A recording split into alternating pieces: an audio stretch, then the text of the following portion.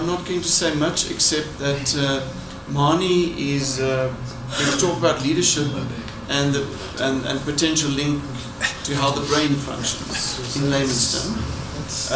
Mani is doing a lot of work outside the formal system on his own, in his own right, about creating more awareness around leadership development and how that could inform society, and whether we are really aware of what we're doing when we speak leadership and management. So Mani, welcome here today as part of this discussion. I'm looking forward to sharing your ideas and listening to you. Thank you very much. By way of introduction, the topic that I'm going to talk about is maybe it's quite a challenge, because the level at which you're going to pitch it is always difficult to determine, because you don't always know where your audience is at. Some of you may be have some knowledge of the basics, and then others may not have. So I'm going to try and just pitch it at a level, so you can lead me. Please, make this as interactive as possible. I think you guys are used to that, so it might just work. Also, just to set the context a little bit, we're all aware of the fact. It was interesting to listen to the discussion on the previous discussion, how the world has changed and how the world is changing, and how that has brought new challenges and are bringing new challenges as we speak to all the stuff that you're talking about. I mean, how policy, strategy, all of that. If you look at some of the research, well, it's fairly common knowledge. In the past, change occurred. And if we're talking change, this is changes now. This is the time of change. Everything is changing. Change occurred pretty much in a linear fashion. So over time, there was this linear process where the one thing led to the other, someone mentioned the fact that, I think you did, Neville, the fact that policy was, and research was developed on that very concept. And so now and then there was a little bit of a speeding up of the process. Somebody found out how to make fire, or somebody was very innovative and designed the first wheel, and that sped up the process of change a little bit for a period. But in the last decade and a half, the rate of change has really gone from being linear, where one thing led to the other, to really becoming exponential. So much so, and there's a good body of research and monitoring of that whole process, but so much so that people like Ray Kurzweil, some of you might be familiar with, have heard of him before. Ray Kurzweil was probably one of the world's foremost futurists, and they've got an institute, and they look at what's changing and how it's changing and all the drivers of change, and they came to the conclusion that in the 21st century, what we're going to see is not 100 years worth of change. So if you look at how much on average changed in the past over a period of 100 years, in the 21st century we're looking at 20,000 years of change at 100 years. So sometimes when you're in a situation, you're not really aware of what the implications of that is going to be. And think of the old frog in the boiling frog picture of the frog, not realizing how the heat is picking up. Really, where we find ourselves is in a time like mankind has never seen before. And so the implications of that for leadership is just immense. And when I say leadership, I actually need to make it very clear that the difference between leadership and management, I don't propose that if you are not aware of the difference, but it's become very acute. So in the past, when things were changing in a linear, manageable, mostly predictable fashion, you could look at what happened in the past. You could look at the current situation and then make your strategic plans for where we're going to be, in the near future. That was what you needed was solid management. So you had to keep your systems and your structures, your processes in place, and manage those, and then that would set you up for a fair chance of success. Now, when things are constantly changing, the game changes a little bit, because even the as I say, so many of the comments that you guys made and the challenges that Numbeni is facing is really related to the fact that things have become so unclear, things have become so uncertain.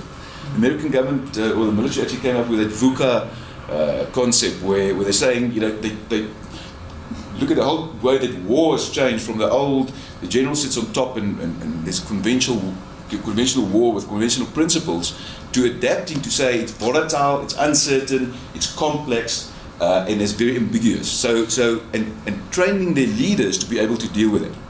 So if I speak about leadership, or I speak about the necessity of leadership, I don't for a moment propose that management is not necessary. We still need to manage. We still need the process and the systems in place. It's just that the game, or the process and the ability to manage has changed because of change, and it is going to change much more. We're still in the early days of that process. So, to a certain extent, in the last couple of years, there's been, and maybe just from my perspective, one definite flicker of hope, and that's research coming from the field of neuroscience, brain research. So neuroscience has been with us for quite a while, but in the last literally decade, 10 years, 5 years, with new technology, new methodologies being devised, the guys or neuro researchers across the globe were really able to give us something, and I know this could be a little bit controversial for those of you coming from a psychology background or from other human sciences, but really given us a very interesting and a very solid scientific foundation. Now, I'm not saying we didn't have that before, but it's just to understand now what happens in the brain. What happens in our brains when we're sitting around like this?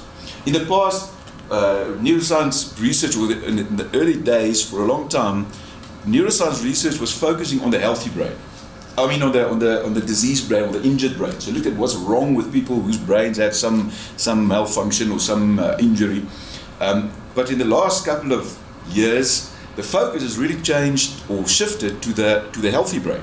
So what happens when people socially interact? What happens when people in a workplace, when leaders interact with their followers, when people interact with their peers, when you interact with the people that are following you?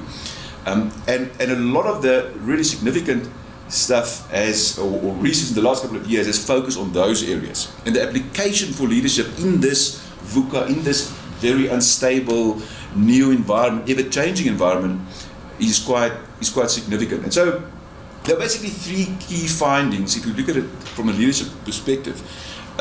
Three key findings in social neuroscience, the social application of neuroscience, which leaders and people who are involved with people in the human sciences should be aware of. The first is that the driving principle, the key driving principle of the brain is threats and rewards. So we've been aware of the old fight or flight syndrome. I think it was first described in something like 1915 or something. It was quite a while back, where when you encounter a threat, you respond automatically. And so important to understand, it's a neurological process where your brain responds to a threat. So if I walk out there and I see a snake, I respond by withdrawing or fighting or fleeing.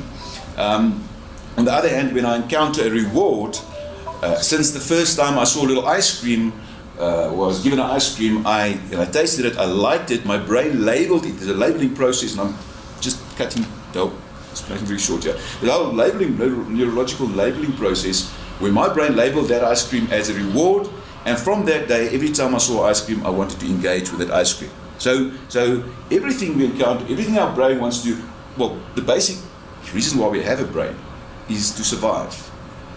Think about that for a moment. Everything that you do is really go back to survival. The driving, that's a basic foundation. The driving principle is, in order to survive, apart from, brain keeps us alive in two ways. One is to manage the physiological functions, so the heart rate and the blood pressure and all that, but then it's always scanning for either threats and rewards. So that's the first key principle.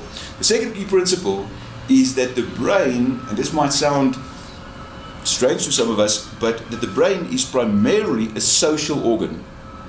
So the same neurological pathways, the same neurological processes that's scanning for threats and rewards in the physical environment, looking for lions and tigers and guys with knives, the same neurological processes, the same neurological pathways are involved in scanning for social threats and rewards.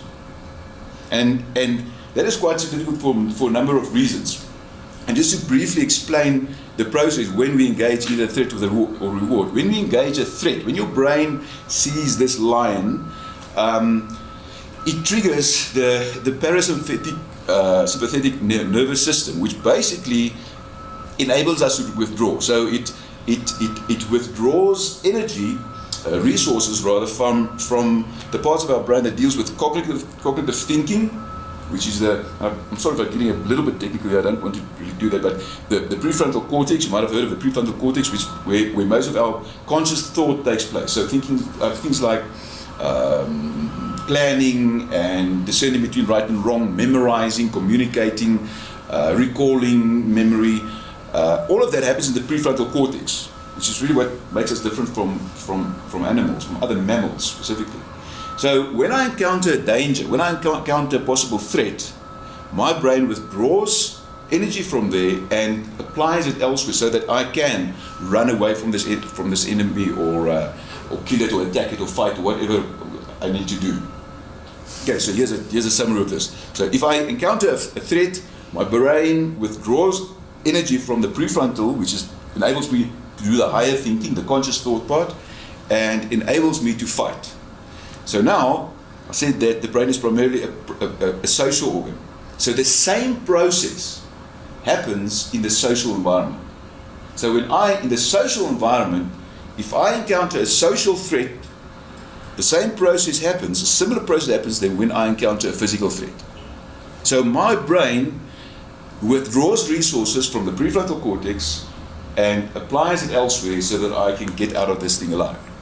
So in the social environment, our brain is going through pretty much what we've been going through in the cave when we saw a lion or a snake or a tiger or whatever. And the result of that is when that fight or flight process is triggered, it's an automated process, not a conscious process. When that is triggered, my cognitive functions takes a dive. So my ability to solve problems, my ability to think creatively, my ability to be innovative, my ability to discern between right and wrong, my ability to suppress impulses, all of that takes a dive. And so now you can see the application, if you put it through to leadership and how we interact with people, and how how it applies to wherever we interact, not just leadership, with at home, within the social environment.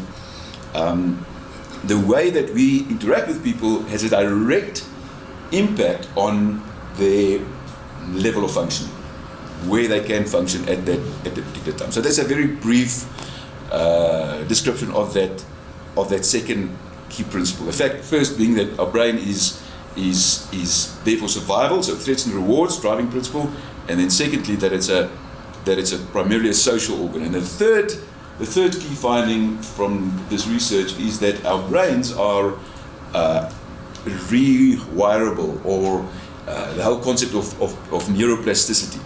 So for many years it was believed that once you reach a certain age, your brain was static, your brain was stable, it didn't change anymore, and now we know that that's not true. So not only does our brains form new pathways, as you have new experiences, new exposure, then your new pathways form.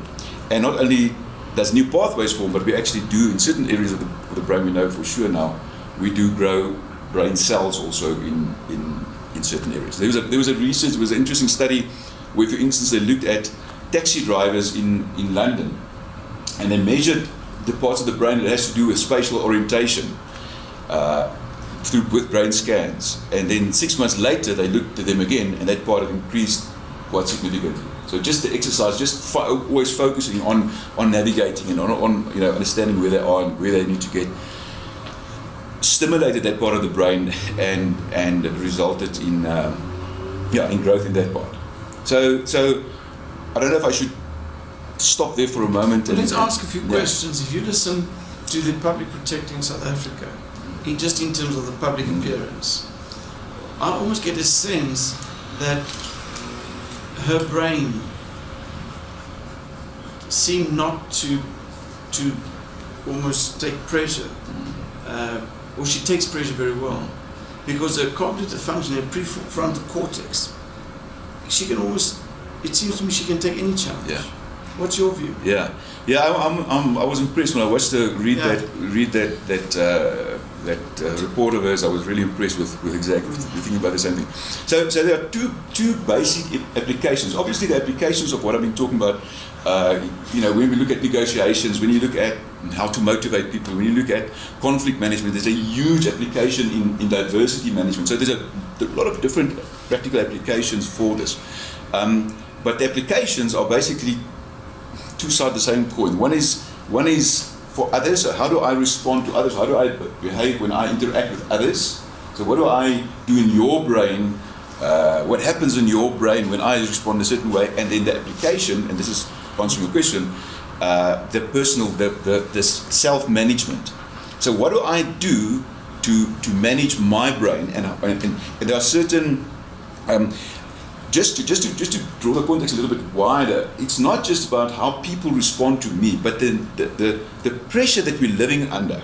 I started with talking about how change has become exponential. So there's that external pressure of the external world that's changed, and all these things that we have to deal with, cell phones, smartphones on the whole time, information coming to us the whole time, and then at the same time, so that's the external world, but at the same time, what happens is there's this internal inability of our brains to really deal with that. So all this pressure, our brains has never been, the human brain has never been under so much pressure as it is today. That's a fact. If you think of, in fact, if you look at it, according to those who in the know, very little has changed in the human brain genetically, from a genetic point of view, in the last 50,000 years. So we're literally sitting in a 21st century, ever-changing, volatile, high-pressure environment, and with a caveman brain. It's a very, very brain not adapted to that. So again, back to people like that. Obviously, so she has learned, or some of us have high ability in that naturally, but she has learned to control that, to manage that. I always think of that of sort of a handbrake function on the brain. So you have this input, and you have this, all of this happening at the same time, all this pressure, external, internal, and then to get a handbrake on the brain. And there's certain things that you can do, and that you can, which research has shown that can strengthen that ability. Manani? The implication of this whole thing in leadership, and I'm just thinking, in these challenging times, how do you rewire what would have been your fears to be successful? That's the one thing. The other thing is just a comment, and I take it from Betty's question. There's got to be something much bigger than what we consider as normal rewards that get the daring leaders do what they do. Because if anything, the way Tuli does her job, the rewards that she could get, as we would expect, are actually not rewards. It's the criticism that she gets. But she still does her job. So there's got to be something. Maybe it is a reward, but it basically is not something that we classify as a reward. I'm not sure if this will answer you, but maybe I would just briefly share the scarf model. A guy called David Rock he's actually Australian, but he now lives spent most of his time in New York. He's probably the pioneer in this field of social neuroscience, in particular neuro leadership. And he came up with a model. He looked at a massive research done, neuroscientific research, and he sort of became the bridge between all that scientific data and the rest of the world, or the rest of us. And he came up with a model called the SCARF model, which basically can help us to understand, either in a social environment, threats. So what gives us threats? What can trigger a threat response in our brain, and what can trigger a reward response in our brain? And maybe if you think of Tuli's example, maybe you can draw your own conclusion there. So the SCARF model, first of all, looks at the S is for status. So this is not socio-economic status. It's not the size of the car you drive, or the house you live in. It's more to do. It's sociometric status. So it's more to do with your pecking order. So to understand in a group like this, where do you fit in? And this is adaptable. So in one group, if you are a champion bodybuilder and you walk into the gym, you expect your pecking order to be up there and people to recognize you for that. Whereas if you in among a group of academics, and that same person might be comfortable with a pecking order much lower. Okay, so it's understanding your pecking order, and the moment that pecking order gets, that need for status gets enforced. So we tell you are the man, or you are the expert in this field. That is a reward. That's a major reward. So it triggers a different neurological process in the brain.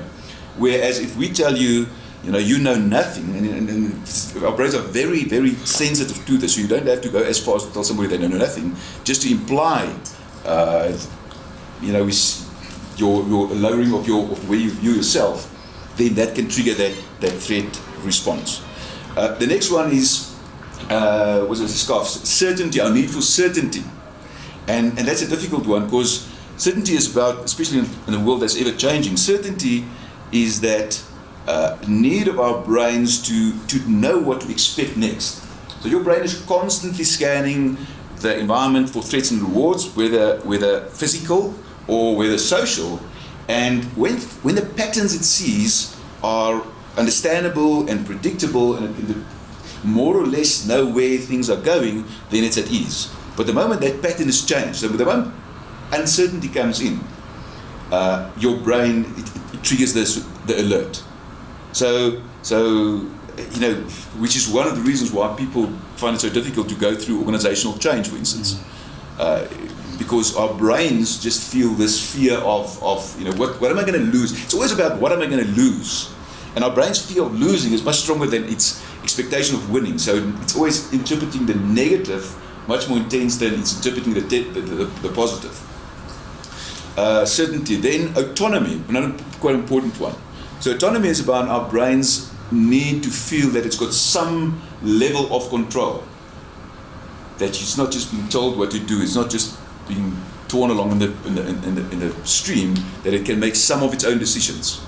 So again, if you think of leadership and how we lead people, how some leaders just have the old command or control approach, and that worked 20 years ago for some companies. But in a world where everything is volatile, everything is changing, any one leader can't keep his or her finger on all the pulses. So you need buy-in, you need employee engagement, you need all these buzzwords that we love to throw around. And if you're going to get that, you need to lead people in a way where their brain is at its maximum level. The R in the SCARF model is for relatedness, and that's all about being accepted in the group, feeling safe in the group, feeling that the group has your back and that you belong in the group. So that's also something that's obviously changing the whole time. When we walked in here, well, I was fairly early, but when you guys walked in here, your brain was scanning people's reactions to see, especially you guys who came a little bit late. Your brain was scanning to see, you need to stand in the side there. You're not sure if are you allowed in the circle here? I'm just assuming. But your brain's scanning to say, am I accepted here? Am I okay here? Is somebody angry with me here? Because I want to belong in the group. I want to be accepted in the group. So for leaders, again, when you interact with people, whether it's your teams or whoever, to create that sense of relatedness, create that sense of acceptance is a crucial leadership role. Because the moment I feel rejected, it can be something small, something like, we all feel you, this and this and that. A comment like that immediately puts that person in a situation where they feel threatened. So we all feel like this, and you are different, we're putting you outside there. And finally, the F of the SCARF model is our brain's need for, in the social environment, for fairness. So to be treated fairly, and not just to be treated fairly, but also to see other people treated fairly. So those are the four: status, certainty, autonomy, relatedness, and fairness. Those are 5 areas in our social interaction that can trigger either a threat and a reward, or a reward. So if you come back to Tuli's situation, I don't know, what do you think? I think she's the woman.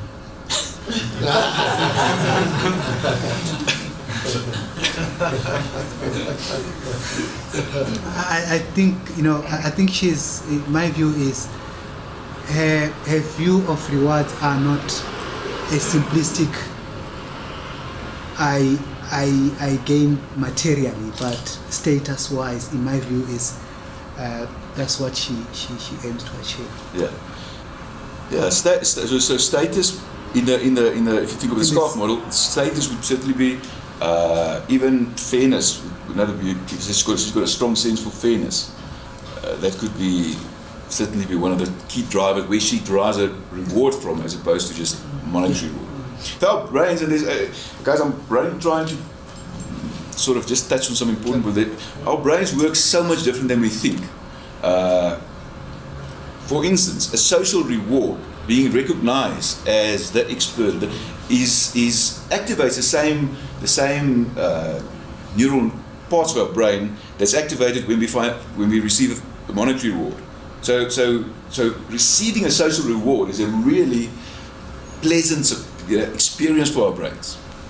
Just to add to the point, my way of looking at her situations, I think the purpose for her doing what she's doing is really bigger than herself, and she's come to terms with it, and she strongly believes that the society has got more to benefit from it, and she accepts that she is the only one faced with it. So I think all leaders always engage with that type of a situation. When you are appointed to lead an organization, immediately you understand that it's more about the destiny and the legacy you're going to leave. And some of the things that you're going to do might not necessarily be benefiting you. It's almost like, say, if you have children, what do you leave behind for them? Yeah. You know? And that, for me, that was my leader, or any other role model leaders. Leader that stood out. You're almost comfortable with you compromising yourself. It doesn't mean that she doesn't go through challenges. She did accept in the newspapers that she did think about it. Yeah. But then she weighs things and says, like, what are the consequences of not actually finishing what you started? Yeah.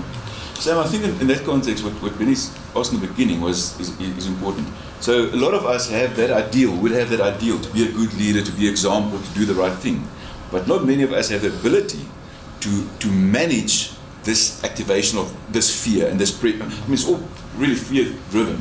So to manage our neurological responses to this pressure, there's one thing to have guts or to have the cognitive knowledge or the rational argument, I want to be a great leader and I want to be an example, but to manage what's happening inside. Sorry, I just want to Neville. Yeah, I was just going to say, how do you apply this to your sort of outstanding business leaders, your Steve Jobs, Elon Musk, for example? How would you, I mean, who says I'm going to take on NASA and wins? Who's going to build an electric car and suddenly, now he's talking all sorts of transport systems, and you can say, well, will he do it? Because his track record is such. Now, what's his behavior pattern? What is Steve Jobs' behavior pattern to behave the way they did? Is it a fear? Is it a fight? What? Yes, Steve Jobs, I must say, is a bit of a challenging situation. Because those are the modern era people. Yeah. And they're adapted to doing things in this rate of change situation. In this different situation. So what's special about them? And how do we... I don't think there's one... maybe there is, but there's not necessarily one single trait that made them different. If there is one, it would probably be related to emotional intelligence, and in a sense, what we're talking about here, neuro leadership, and having this little model and talking about how to get the handbrake on, is sort of the next step or a next level of insight into emotional intelligence. So again, managing my emotions while pursuing this goal, and taking other people along on that journey. I think when I just want to talk about Jobs and Elon Musk and even our friend, what's our space guy here? Shuttleworth. They've all got a hang-up. And I think that's a very, very important thing. I mean, that's why I have such a fight with people who talk about, we can train entrepreneurs. My view is that those people are driven by hang-up. Yeah. Jobs was ruthless. Yeah. I mean, he was, if you ever want to read a book or read the work from Harvard Business, where they talk about managing by fear, that's what he did. He was ruthless. Yeah. But at the same time, he had this hang-up for perfection, and he also feared nothing. Yeah. When they launched Apple, it was like, I'll make a couple of these things, and and I think the thing also, snowballed. Elon Musk feels nothing, and I think that's one thing. But then, what about a Mandela? And if you that's one thing, because the business guy is different. Did Mandela have a hang up? Maybe he did. And was that his driver? And then I just want to ask one other question.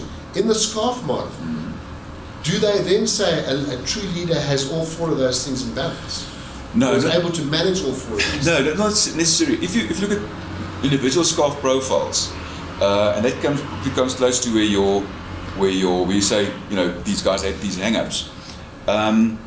If you look at individual SCARF, each of us have a different. If you do a SCARF profile on somebody, you can look at a different. I might be more have a greater sensitivity to status. And what's interesting about that, if I have a greater sensitivity in a certain area, counterintuitively, I will be more sensitive to not compromising your status. So I'm sensitive to status, and I'll be sensitive not to compromise yours because I understand how it works. Now, if you look at some of those leaders, I think, and I'm guessing here, they will have a very low care about status or about, or fairness, for instance, and just drive. So one hand, again, it helps to understand a little bit of what's happening with me, the sort of internal control of my, to become aware of this, but then also to, when I interact with people, this is sort of a handle to understand how people are wired in different ways, how their brain respond in different ways on a social level. But definitely it's important that we are very different. So what's important to me might not be important to the next person. But you are saying that the SCARF as a potential frame helps us to come to grips with how we operate. From your side, America, I think you also want to say. Hi everyone. I'm one of the guys who came late and started scanning. I would like to actually look at this, where they say the brain is rewired. It is a bit of a nature and a glitch in a way, because my grandmother used to say, a black man's medicine is a white man. So a black man can be extremely innovative, but they won't actually take it any further until a white man comes around and say, hey, listen, let's do this, So in a sense that when it comes to leadership, I guess when it comes to SCARF, I would like to say the C, maybe they could look into, instead of certainty per se, they could look at saying confidence. Because I believe there is a little bit of confidence that actually pushes you to be a leader. Like Tulima Donsela, she's got this confidence that, you know what, I know this thing is actually true. She is certain that she's got the facts. Now there has been confidence that has been built. And when it comes to, I think if they can change the SCARF into SCAFT with an ED, where they can actually fit their emotional intelligence and the drive as well, because to be a leader, you need to have a drive. You also need to be emotionally intelligent. And yeah, I feel that when it comes to the brain, there's a whole lot, it's not only the 5. I guess there can be more to it. Yeah, you're probably right. There's another model that was developed in Australia, the campus model, which sort of looks at the same, more or less the same research, but they also they added some other dimensions, which relates to motivation. But the point that I made earlier is just important to understand. This is emotional, in a certain extent, this is the section of emotional intelligence. So emotional intelligence is how I manage myself, my own emotions, my emotional responses to other people, and then also how I behave in a way that will moderate their emotional responses to me. And so this is a bit of a more detailed handle to be able to do that. But America, before I come to add to your comment, you probably know the work of Goldman that spoke about people who are on focus and take leadership roles, are people who are able to connect their new cortex with the subcortical cortex. So the learned behavior sits in the subcortical cortex, and the rethinking and the inductive thinking sits in the neocortex. And he believes, similar to Kahneman's work, the guy who got the Nobel Prize, that if you can connect your neocortex and your subcortical cortex, you will take a leading position. Yeah, it really has a lot, in my view, it has a lot to do with how I'm able to control those automated responses. So in the limbic system of the brain, which is the center, and it's on both sides of your head, center of emotional processing, there are two little structures called the amygdala. You probably heard of the amygdala because it's quite one of those very popular things to talk about nowadays. Now the amygdala literally functions as the triggers. So I get this old brain, some talk about the reptilian brain, responds to fear, and the amygdala either triggers it in a major way where I then respond automatically, or it moderates that fear, and I can still focus with the neocortex or the prefrontal cortex. So that whole process is essential to emotional intelligence and what we're talking about here. Emeka? I read one book that was written by Professor Robert Watson. It's called The Human Mind. The guy is in Cambridge, and probably completed on this. I think that book was written sometime in 2006. So he did a case study of neurological studies for the past 200 years, and he used that to arrive at some conclusions of what is happening right now to the human brain. And what actually is quite interesting to me is because you say that for the past 50,000 years, the brain has changed little, or there hasn't been any change in the brain. So, which also, but that's one thing by the side. Another one particular thing that I'm really interested in is one subject he discussed. He talked about the brain is made up of neurotransmitters, and these neurotransmitters are electrically charged. And because they are electrically charged, some people did a research that demonstrated that we are not exactly in perfect control of our brain.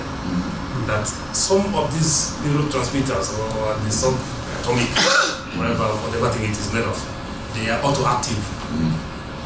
So it's like quantum physics research where they demonstrated that when there's a particular behavior at the subatomic level where matter is not actually obeying the Isaac Newton's second law of motion, that if you apply a force, the thing goes to a straight direction before it changes, another force changes it.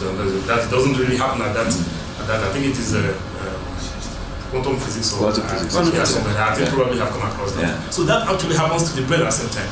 So if the brain is autoactive, certain elements of the brain that are charged electrically, they are autoactive, that they can initiate action by themselves. Yeah. He actually controls us.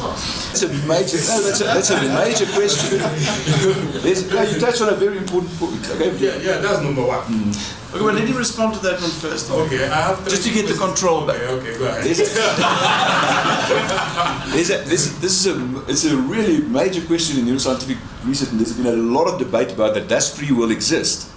Because there's been a couple of studies where they'd have somebody push either a red button or a blue button, have a scanner on their heads, and then see what happens in the brain, and it would actually translate that. And this the exact results vary a little bit, but where you a second before, others say 5 seconds before you respond, that area of your brain which initiated this finger to move has already responded.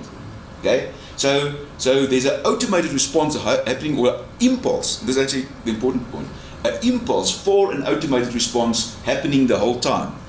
So I have, from my experience, from how I've been wired for a long time, my brain decides when I see red, when I see that, I'm going to press that button. It comes to the prefrontal, goes to the motor cortex, and I respond. So where does free will exist then? Actually, how does free will happen? Actually, we don't have free will. Technically, we don't have free will, but we have free unwill. Okay, think about it. We have free unwill. So where I can decide, I see a door open and a most beautiful woman walks in here. As a man, my automated response, this is how we've been wired, is to respond to her. So my brain starts that process and gives the impulse to my prefrontal. I want to respond to that beautiful woman. And when I don't do that is because my prefrontal, which has the function of inhibiting impulses, inhibits that impulse, and I control myself. Which is why if you see a little child, how many times you see a little 3-year-old enjoying an ice cream, they like an ice cream, and then they see their little mate, 3-year-old mate, enjoying an ice cream, and they grab that ice cream. It's just natural. But the difference is why I don't grab that ice cream is my brain, my prefrontal has been, my ability to inhibit impulses has been developed. So I want to grab it and I don't. But that must have a huge impact for change and society. Oh, yes. Change. Before we get to you want another comment, Emeka? Yes. There was one guy who did a research in, I think it was the University of Texas in 1923. His name is Amygdala. So he did that from 19 to 1930, and somewhere along the line, he got a Nobel Prize for that research. Actually, what he demonstrated, what he presented in that research was that the atmospheric radiation weakens human DNA at a rate that evolution is able to prevent. They gave him a Nobel Prize in 1946. Now, I attempted to find out what constitutes atmospheric radiation, and it is not an industrial activity as we call it here. Definitely, these people are worshiping what they call like green grass effect. That's not what is actually changing the world. Now, the atmospheric radiation that is actually causing this. Actually, what that guy did was that because of that research, he said that a person that is born today is going to be stronger than a person that is born 200 years time. Because we are constantly being bombarded by atmospheric radiation, and that is weakening human DNA. And in about 1,000 years, the human body will become like a jellyfish, because it would have weakened and weakened and weakened and weakened.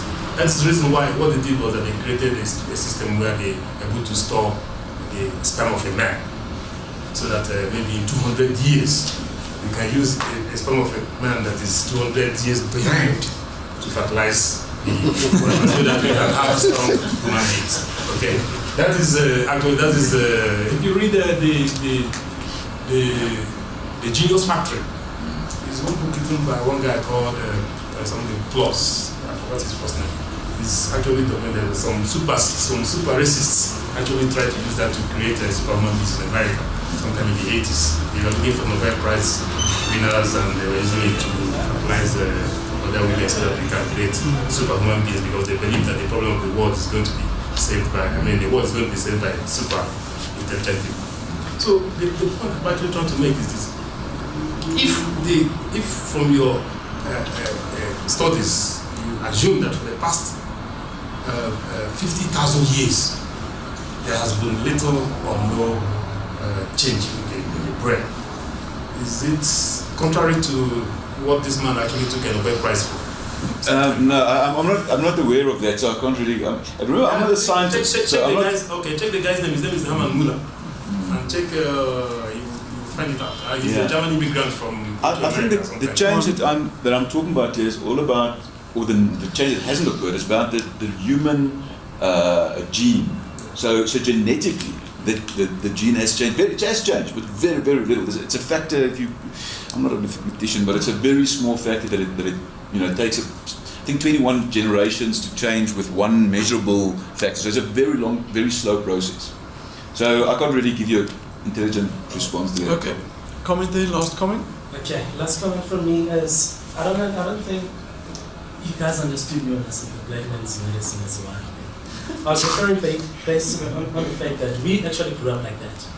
My grandma used to say that, and that's the kind of education she instilled in our minds. So to us it was, until a white man comes along, then we're gonna be led, man. Right now we're not gonna be led. That's what happened like years ago. So let me maybe come to your point, Emeka, that our brains, as time goes on, they change, but our bodies get weaker. That is absolutely true, because When it comes to the brain itself, what you actually instill in the brain actually determines where you're going, you understand?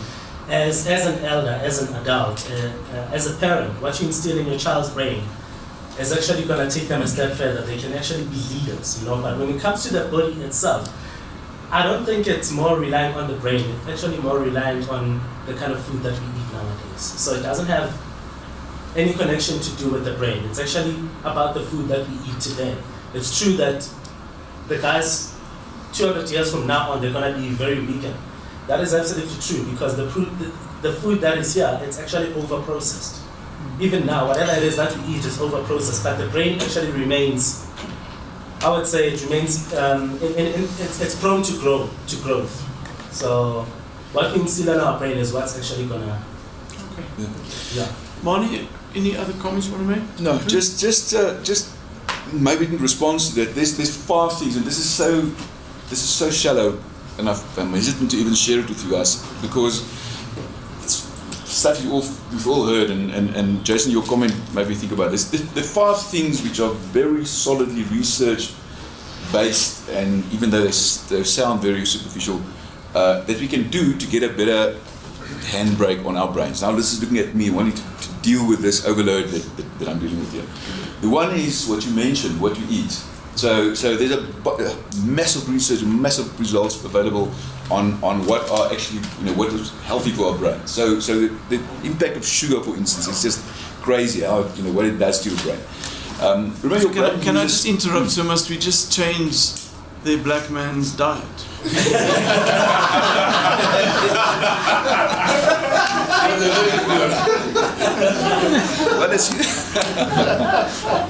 Good, yeah. I'll invite you over. So one thing you can do is look at what's healthy brain food. The next is physical exercise.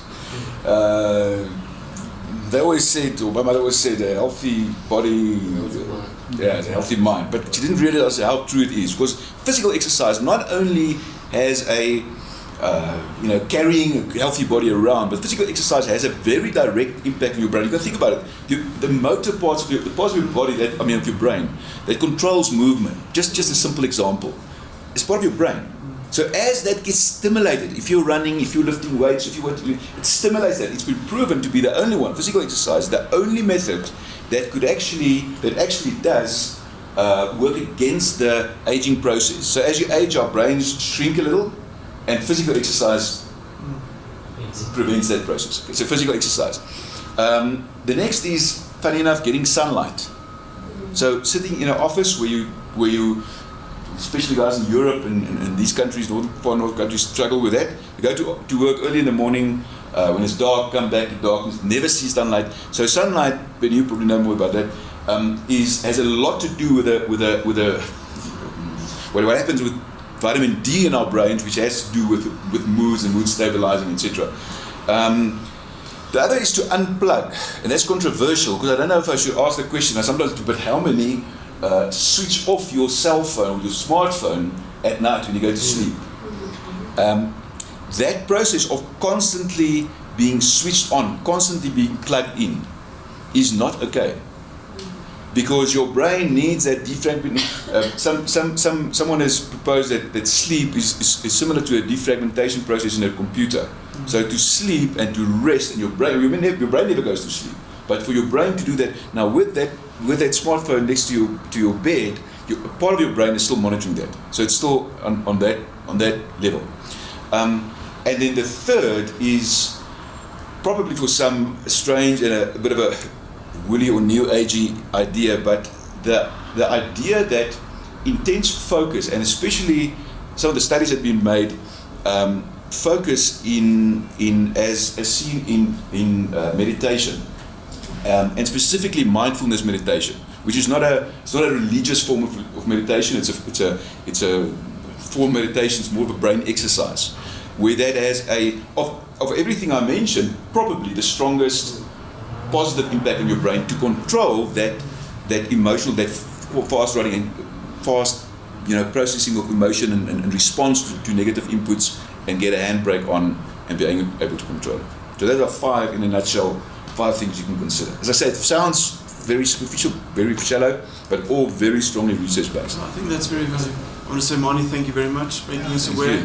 Da Vinci is comfortable in admitting that in our engagement with our colleagues, we also want to promote the idea that the brain is more powerful than maybe we think, and that all the aspects that you referred to are important similarly for us.